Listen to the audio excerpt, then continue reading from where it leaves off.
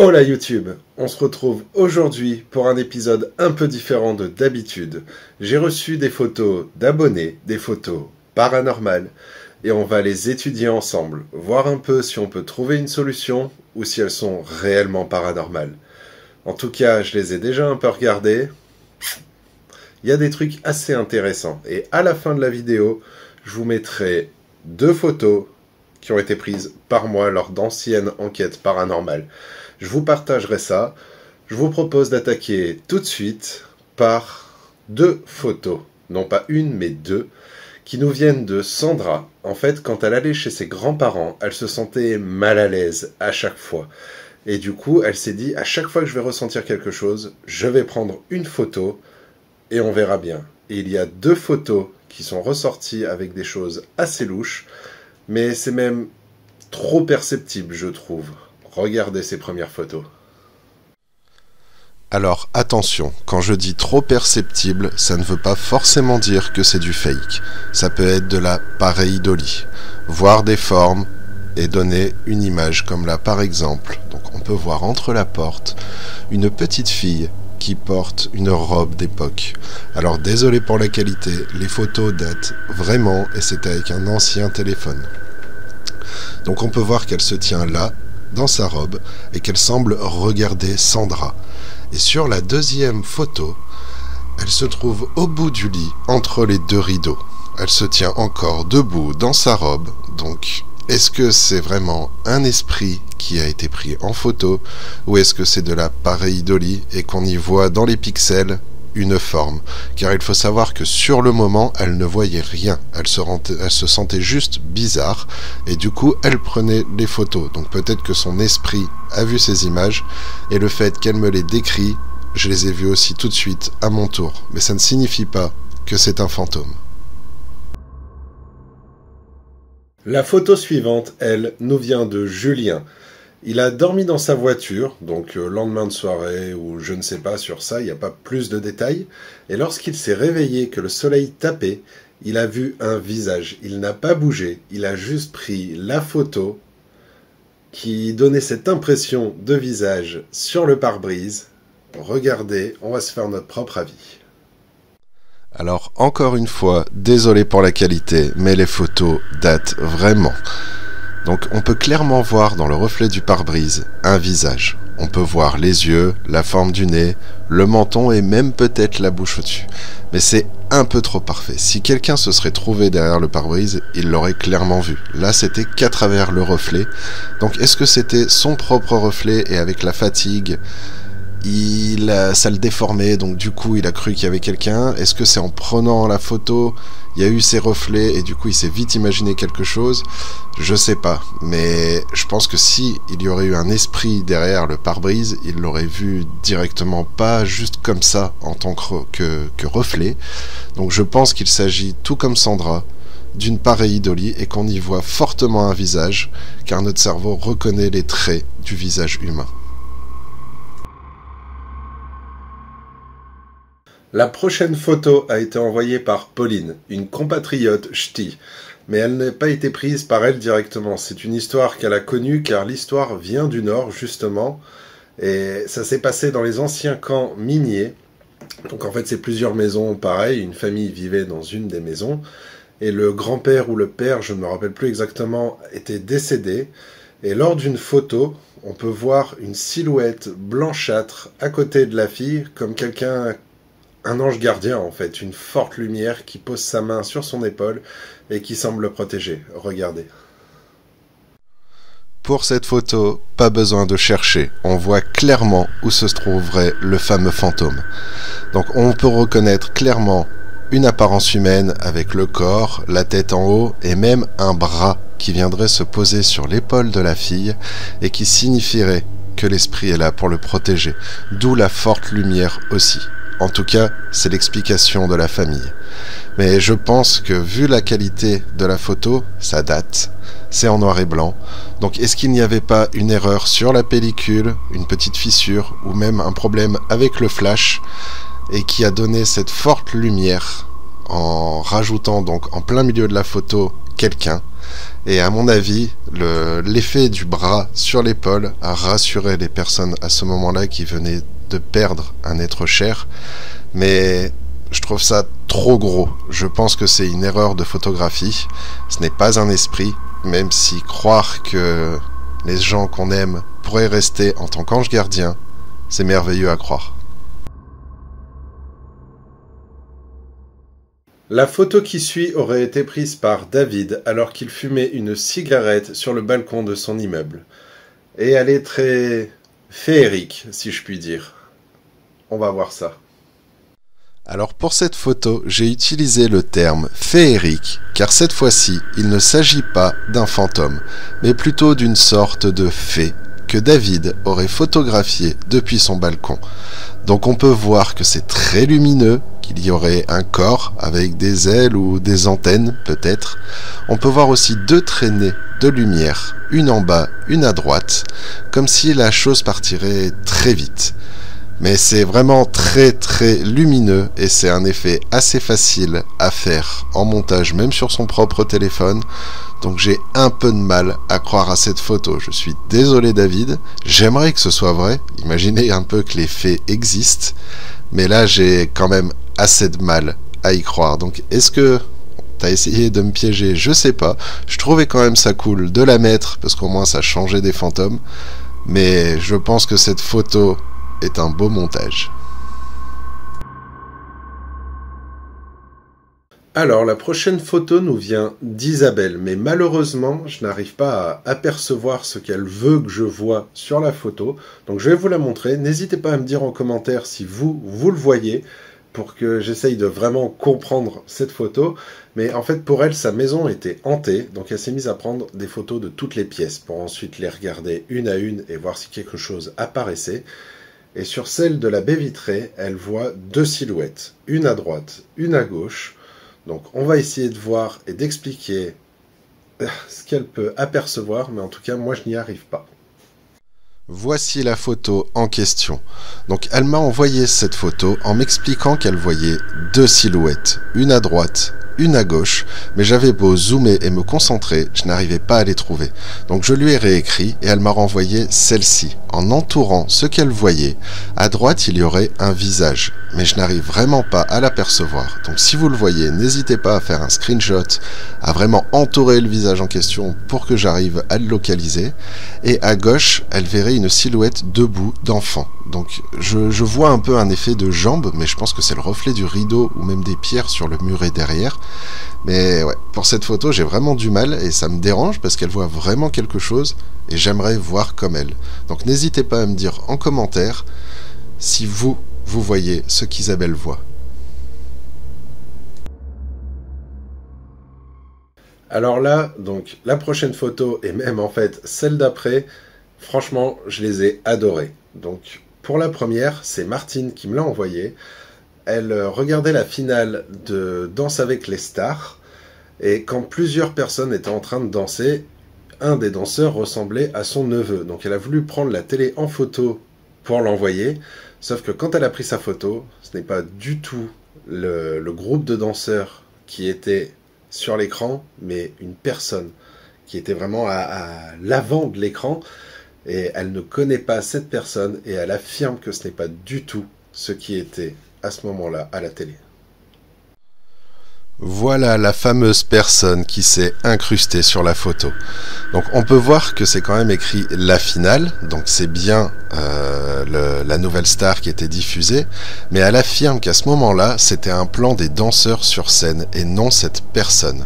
Donc elle ne la connaît pas, pour elle ça serait Michael Jackson qui venait de mourir à ce moment-là, mais pour moi c'est une femme. On voit que, je sais pas, à la clavicule, même les petites brillances qu'il y a vers les oreilles, peut-être que ce sont des anneaux, des boucles d'oreilles, les lèvres, tout ça, je sais pas, moi je vois une femme, mais ce n'est pas la femme qui m'a envoyé la photo. Elle avait une photo de profil et ce n'est pas elle du tout, donc ce n'est pas son propre reflet. Donc il faut essayer de trouver une explication. Est-ce que c'est un bug de connexion satellite? Est-ce qu'il y a eu une autre chaîne qui s'est mise pile à ce moment-là à moitié sur l'image? Parce qu'on peut voir que sous le nez, ça fait comme un effet, une barre noire, comme deux écrans qui se saccadent. Donc je sais pas, mais j'ai bien aimé cette photo, je la trouve assez perturbante et la personne a l'air très sincère, donc c'est quand même assez bizarre. La photo qui suit reste dans le même contexte. Donc c'est un abonné qui me l'a envoyé, sa petite sœur était avec une copine, elles ont voulu faire le mode panoramique appareil photo, et en fait il y avait la télé, donc ça n'a pas du tout pris en mode panoramique, elles ont juste pris plusieurs photos, et quand la télé a été prise en photo, c'était un clip du chanteur Neyo qui était en train de passer, sauf que comme la photo précédente, il y a un visage en avant-plan, qui ne correspond pas du tout au clip. Et je peux vous l'affirmer parce que j'ai moi-même regardé ce clip, du coup, seconde par seconde, en me disant qu'il y avait peut-être eu un message subliminal ou quelque chose. Il n'y a pas du tout cette personne ou quelqu'un qui lui ressemble tout le long du clip. Regardez. Tout comme la photo précédente, je trouve celle-ci très perturbante. Donc on peut voir en arrière-plan Neyo, le chanteur justement, et le clip qui était en train de passer. En haut à droite, on peut même voir le titre, parce que c'était une chaîne musicale, sauf que le personnage qui se tient devant Neyo, son épaule passe même devant son visage, ne fait pas du tout partie du clip. Il a des cheveux longs, une tenue blanche, un long nez et des yeux très noirs. Mais on dirait quelqu'un qui n'est pas du tout de l'époque du clip. Et il est en avant-plan. Donc c'est ça qui est quand même assez angoissant. Et pareil, ça peut pas être un reflet. C'était deux fillettes en train de jouer dans le salon. Et personne d'autre ne ressemblait à ça dans la maison. Donc un mystère. Mais je trouve ces deux photos très angoissantes. Qui sont ces personnages qui apparaissent sur la photo et qui ne sont pas à la télé pourtant à ce moment-là?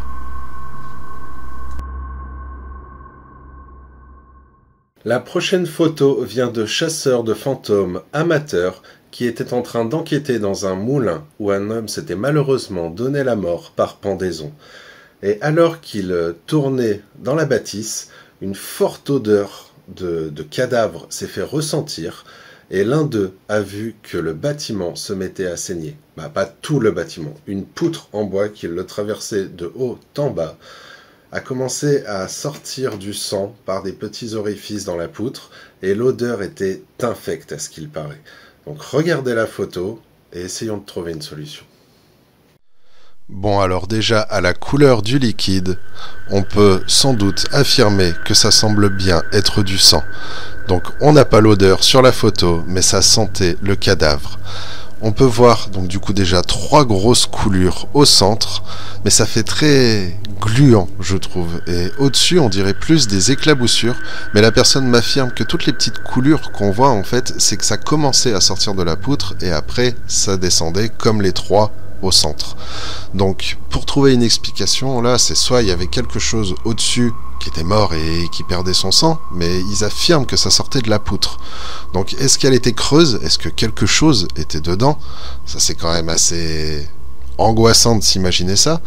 Mais pourquoi ça ne l'a pas fait avant? Qu'est-ce qui s'est passé pour que tout ça s'enclenche? Et on n'aura pas la réponse parce qu'après ils sont partis. Ils ont pris la photo, ils sont partis et je ne sais même pas s'ils y sont retournés depuis. Après, peut-être que le lieu est bel et bien hanté, car il existe de nombreuses maisons qui se mettent à saigner. Il y en a même une au Mexique qui est très connue, et ce sont des maisons hantées, et on n'a trouvé aucune explication à ça. Donc peut-être qu'ils ont eu affaire à ce phénomène. Alors ça y est, on arrive aux photos prises par moi-même. Donc la première, elle date un peu, parce que c'était à l'époque des mécènes. Donc pour ceux qui se rappellent, vous voyez, c'est pas tout jeune. J'étais en train de discuter. Donc j'étais tout seul chez moi, la personne le savait aussi, on parlait, tout ça, on se racontait les bobards du collège à l'époque. Et dans ma webcam, derrière moi, j'ai cru voir une silhouette passer. Donc j'ai pas voulu me retourner et montrer au cas où à la personne que je l'avais vue, mais j'ai juste tourné ma webcam pour regarder dans l'écran s'il y avait bien quelqu'un derrière moi, et ça donnait vue sur une double porte avec des vitres à carreaux qui rendent flou, je ne sais pas si vous voyez, un peu comme dans les salles de bain, et derrière, j'ai clairement vu une silhouette. Donc j'ai pris en photo l'écran du PC pour voir mon petit cadran de webcam et avoir cette photo.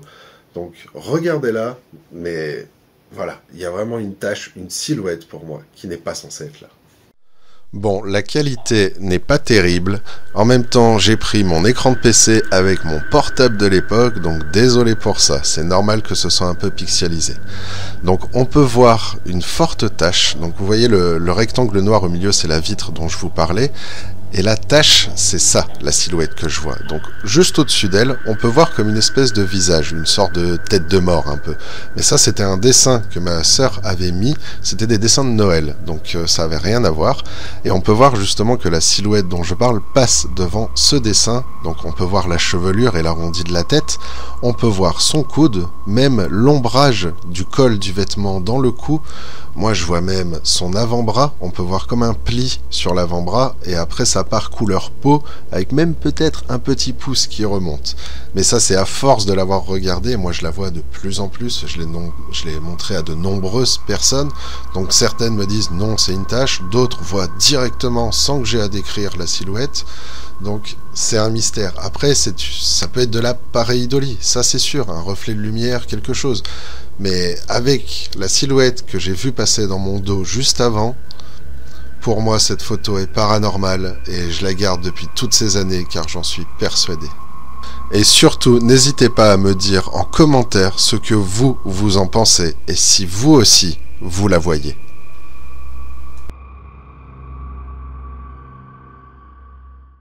La photo suivante, elle, je l'ai prise lors d'une ancienne enquête paranormale, car comme vous savez, j'aime bien prendre des photos de l'endroit et ensuite les regarder, donc avec un réflexe et le flash. Et sur une des photos, peut-être sur les 100 que j'avais pris ce soir-là, il y en a une qui m'a interpellé, car entre deux tombes, on dirait qu'il y a un homme en costard qui se tient là, debout. Regardez. Alors contrairement à la photo précédente, celle-là je ne suis pas sûr à 100% non plus qu'elle est paranormale. Ça peut vite être de la pareidolie. Donc vous pouvez voir une tombe en avant-plan, c'est le rectangle noir, et derrière c'était toute une allée. Donc il y avait plusieurs tombes, et on a l'impression qu'il y a un homme en costume appuyé à la première tombe. Donc on voit sa chemise blanche, la veste de costard noir par-dessus, les petites manchettes blanches et même peut-être les mains posées sur la tombe comme s'il y était appuyé. Mais c'est au niveau de la tête que c'est un peu plus brouillon et c'est là que je me dis que mon esprit a imaginé un homme en costard, mais je pense que c'est de la pareidolie. Après, je l'ai toujours quand même trouvé assez angoissante cette photo parce qu'on peut y voir plein de visages justement quand on zoome sur cette zone. Et c'est assez marrant de la montrer aux gens parce qu'à chaque fois, je découvre de nouveaux visages qui se créent dans les pixels. Et au final, ça reste un inconnu.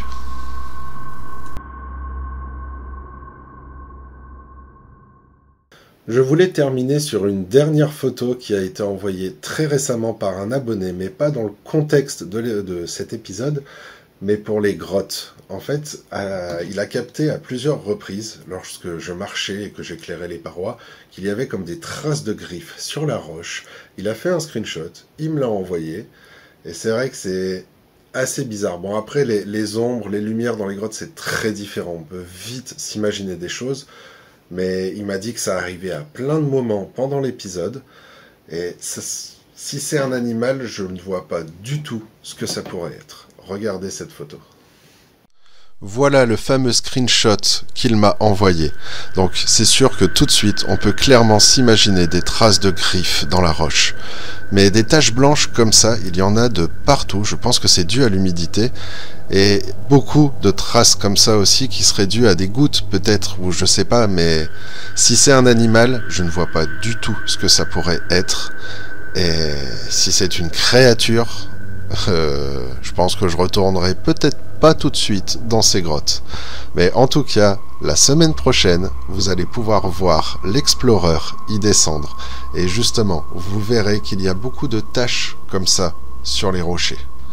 Mais ça reste un mystère. Peut-être que tu as raison, que ce sont des traces de griffes et que quelque chose habite ces grottes.